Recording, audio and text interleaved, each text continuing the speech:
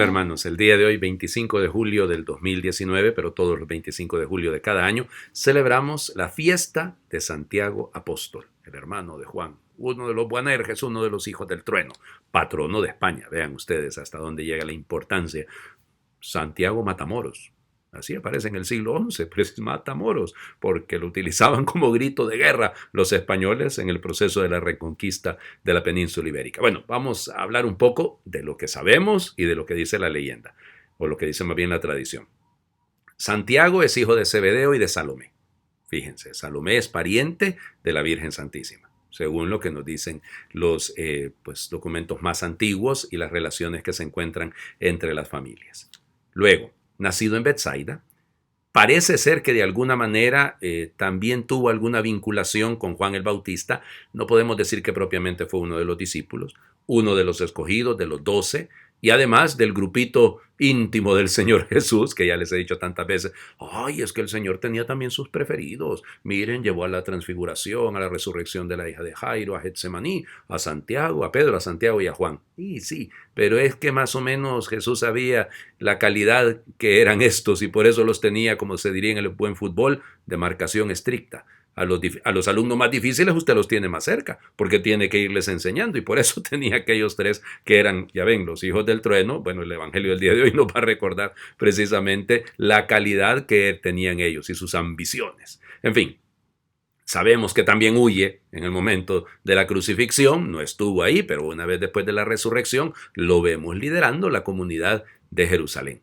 La tradición nos cuenta que en algún momento después de la resurrección, después de Pentecostés, él va a la península ibérica, va hasta España, hasta Hispania, y bueno, ahí se cuentan un montón de historias. De hecho, hay 3 rutas que supuestamente sigue. Una que atravesó los brazos de Hércules, las columnas de Hércules, es decir, el estrecho de Gibraltar, y llegó así hasta La Coruña. Otros dicen que atravesó bordeando el Ebro hasta llegar precisamente al norte de España, Galicia. El otro detalle que se nos cuenta también es que en Zaragoza, en Zaragoza, porque así se llamaba esa ciudad, Zaragoza hoy en día, pues ahí tenía él 7 discípulos que luego van a ser ordenados obispos por el apóstol Pedro, según nos dice la tradición, y que bueno, ahí se les apareció en un pilar la Virgen que convocaba a Santiago para que volviese inmediatamente a Jerusalén, porque la Virgen iba a dormirse, esa es la tradición, ¿no? Iba a ser llevada al cielo en cuerpo y alma, la Asunción. Entonces por eso le convocó. Llegado allá, pues es la persecución de Herodes Agripa, y él será el primer apóstol mártir, será decapitado. Luego sus restos serán llevados por dos de sus discípulos, uno de ellos Atanasio, no Atanasio de Alejandría, ¿verdad? Estamos esos 3 siglos más tarde. Llegará hasta precisamente La Coruña y ahí será enterrado en Compositum, pero Compositum es cementerio, Santiago de Compostela, aunque algunos cuentan que en el siglo IX que hubo unas manifestaciones de estrellas, entonces son constela, o sea, son las imágenes de las estrellas. No lo sabemos. Lo que sí sabemos es que ahí donde queda Santiago de Compostela, donde se llega a las peregrinaciones, los que hemos tenido la gracia de andar ahí por el camino de Santiago, pues es una maravilla realmente, es una experiencia particular, hay que señalarlo muy bien, y el santuario, la basílica, es una cosa espectacular realmente también. Pero ahí lo que sí se sabe es que hay una necrópolis romana, y algunos de los últimos estudios han dado con que se han encontrado algunas inscripciones Jacobo, porque recuérdense que Santiago es lo mismo que Jacobo, por eso se le llama la ruta jacobea al Camino de Santiago, también es otro de los nombres. Lugar de peregrinación durante la Edad Media, de los más importantes. Tiene un repunte, hoy en día hay muchísima gente que hace el Camino de Santiago. Bien, en fin, lo que sabemos es que murió mártir, el primer mártir de los apóstoles, y bueno, dio la vida por el Señor Jesús, o sea que sí bebió el cáliz que el Señor le dijo que sí estaba dispuesto a beber. Ese es el Evangelio. Pero comencemos. Primera lectura, capítulo 4 de la segunda carta a los Corintios. Hermanos, llevamos este tesoro en vasijas de barro para que se vea que esta fuerza tan extraordinaria proviene de Dios y no de nosotros mismos. Por eso sufrimos toda clase de pruebas, pero no nos angustiamos. Nos abruman las persecuciones, pero no nos desesperamos. Nos vemos perseguidos, pero no desamparados, derribados, pero no vencidos. Llevamos siempre y por todas partes la muerte de Jesús en nuestro cuerpo, para que en este mismo cuerpo se manifieste también la vida de Jesús. Nuestra vida es un continuo estar expuestos a la muerte por causa de Jesús, para que también la vida de Jesús se manifieste en nuestra carne mortal. De modo que la muerte actúa en nosotros y en ustedes, la vida vida. Y como poseemos el mismo espíritu de fe que se expresa en aquel texto de la Escritura, creo, por eso hablo, también nosotros creemos y por eso hablamos, sabiendo que aquel que resucitó a Jesús nos resucitará también a nosotros con Jesús y nos colocará a su lado con ustedes. Y todo esto para bien de ustedes, de manera que al extenderse la gracia a más y más personas, se multiplica la acción de gracias para gloria de Dios.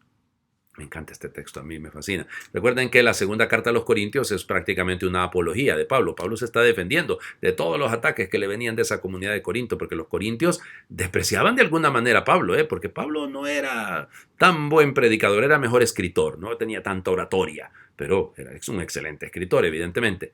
Llevamos este tesoro en vasijas de barro, para que se manifieste así la fuerza de Dios y no la nuestra. Eso va para todos nosotros, ¿no? ¿Cuánto miedo nos da de repente enfrentar, comprometernos, cuando sentimos que el Señor nos llama a esto o aquello, y nos da miedo? Sí, pero es que no es nuestra fuerza, no son nuestras capacidades, debe manifestarse en nosotros la muerte para que aparezca la vida de Cristo. Ese es el sentido. Y para bien de los hermanos, no para su propio provecho. Todo el que anda ahí queriendo alardear y sobresalir y aparecer y todo eso, no, ese show, perdónenme, esa escenografía, no es la de la palabra de Dios, no es la de los evangelios. Tuvo que aprender Santiago, tuvo que aprenderlo este hijo del trueno, porque ya les digo que tronaban Santiago y Juan. Por eso, si comparamos este proyecto que nos presenta Pablo, que está claro ahí, nuestra vida es un continuo estar expuestos a la muerte. Bueno, en el caso de Santiago, evidente. Pero si lo comparamos con el Evangelio, capítulo 20 de Mateo, Dios mío, hasta la propia madre, hasta Salomé, se mete en el asunto. En aquel tiempo se acercó a Jesús la madre de los hijos de Zebedeo junto con ellos y se postró para hacerle una petición. Él le preguntó, ¿qué deseas? Ella respondió, concédeme que estos dos hijos míos se sienten, uno a tu derecha y el otro a tu izquierda en tu reino. Pero Jesús replicó, ¿no saben ustedes lo que piden? ¿Podrán beber el cáliz que yo he de beber? Ellos contestaron, sí, podemos. Y él les dijo, beberán mi cáliz, pero eso de sentarse a mi derecha o a mi izquierda no me toca a mí concederlo, es para quien mi Padre lo tiene reservado. Al oír aquello, los otros 10 discípulos se indignaron contra los dos hermanos, pero Jesús los llamó y les dijo, ya saben que los jefes de los pueblos los tiranizan y que los grandes los oprimen. Que no sea así entre ustedes, el que quiera ser grande entre ustedes, que sea el que los sirva, y el que quiera ser primero, que sea su esclavo, así como el Hijo del Hombre no ha venido a ser servido, sino a servir y a dar la vida por la redención de todos. Dar la vida. Este es el gran paso. En eso consiste ser cristiano. En amar, incluso a los enemigos, en entregar la vida, en dar la vida como Cristo, en estar dispuestos en dar la vida. Vamos, el proceso es difícil. Imagínense cuando uno se pone a pensar, este es el capítulo 20 de Mateo.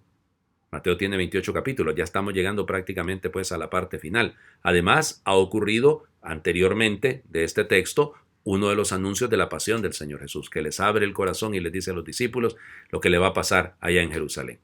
Y se escudan en la mamá. Si se fijan, Jesús no le contesta a la mamá, se dirige a ellos. ¿Qué respeto más grande el que tiene? Probablemente porque era pariente de él también, o alguna tía, yo no sé cómo llamarle. En este caso, eso sabemos de que había algún cierto parentesco, y por eso él le respeta. Y se dirige a ellos. ¿Están dispuestos a beber el cáliz que yo he de beber? Y aquellos valentones dijeron que sí, solo que a la hora de las verdades, cuando aparezca la cruz en el horizonte, se van a perder. Pero eso sí, dijeron que sí. Y Jesús dice sí, sí lo van a beber. Pero eso de sentarse a mi derecha o a mi izquierda, si la derecha de Jesús ya está reservada, dejen de estarla peleando. La derecha es para la Virgen, para ella es, no para nadie más. Entonces, lo demás, hombre, con tal de que lleguemos. Y perdón que ese con tal que lleguemos suena un poco pesimista, no, que lleguemos de la mejor manera. Que llevemos, si toca entregar la vida, pues que la demos. Y que no busquemos puestos, que no busquemos el reconocimiento, sino solamente la gloria de Dios. Quiero terminar el día de hoy, porque se acaba el tiempo, ¿no? Haciendo una oración que yo me la encontré en el Camino de Santiago, que es la oración que hacen los que caminan hacia Santiago de Compostela.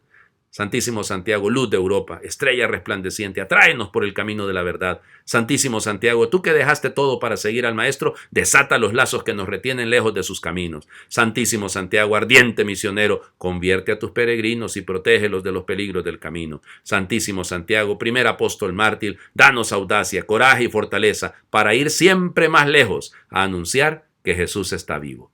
Siempre más lejos, ultra. Cursistas. Los de cursivos de cristiandad, de aquí viene el término, viene precisamente ultra, moverse más allá. Eso es para todos. Tenemos que movernos y poner la mirada en el más allá, ahí donde está el Señor, donde está Santiago Apóstol. Que Dios le bendiga.